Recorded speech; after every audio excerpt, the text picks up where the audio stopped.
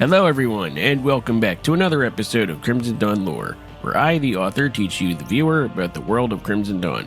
Today's episode will introduce to you the first and most unlikely ally of the new Soviet Union, the Greater Kingdom of Greece. The Greater Kingdom of Greece is a nation that controls not only the peninsulas and collection of Mediterranean islands that is known today as Greece, but also Albania, East Thrace, including the renamed city of Constantinople, the island of Cyprus, and the shores of Anatolia. On the surface, the GKG and the new Soviet Union have no right to call each other allies, because one is monarchist and one is socialist. But despite their differences, this Fourth Byzantium came about in a rather similar way to how the new Soviet Union came to be. During the Second Great Depression in 2016, Golden Dawn took over the government by force, staging a coup d'etat against the Hellenic Republic's government, much like how the Russian Federation's government was taken over by Kharjavis at around the same time. For those of you who were unaware, Golden Dawn in our timeline is a very small but extremely ludicrous group of fascists, even compared to other fascists. And in my alternate history universe, they're even crazier. The Golden Dawn-controlled government first conquered Albania, noting that the country was vastly weakened by the Second Great Depression. Then the fascists sent spies to the former royal family of Greece to assassinate them, as many anti-fascist Greeks rallied to their calls for liberating their country, thus seemingly ending all opposition to their rule.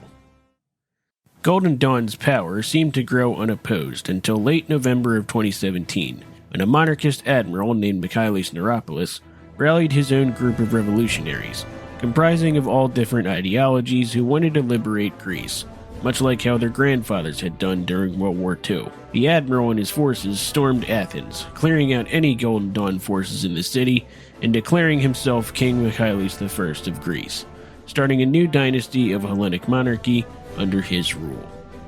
This then kicked off the Second Greek Civil War, which was a brutal and visceral series of battles between King Mikhailis' forces and Golden Dawn. However, it would not be until the year 2024 when the war finally ended, with every Golden Dawn member either killed in action or arrested, with the remaining leadership being put on trial for treason against the new government.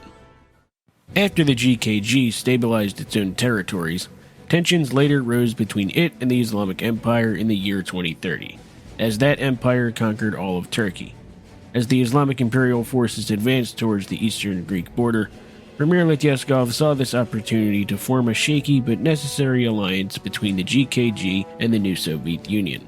Having secured a new alliance, Premier Letyeskov and King Mikhailis surprisingly grew to become close friends during the 3-year-long Middle Eastern War, despite their conflicting political views. Their friendship would later prove to be a necessary first step towards creating the Federation of Sovereign Nations, a global military alliance that stood firm against authoritarian dictatorships in both the near and distant future. Tune in next week on Crimson Dawn Lore, where I go into a detailed breakdown of the Middle Eastern War, which was a very important event that would further shape the world of Crimson Dawn, securing the new Soviet Union's place as a world superpower.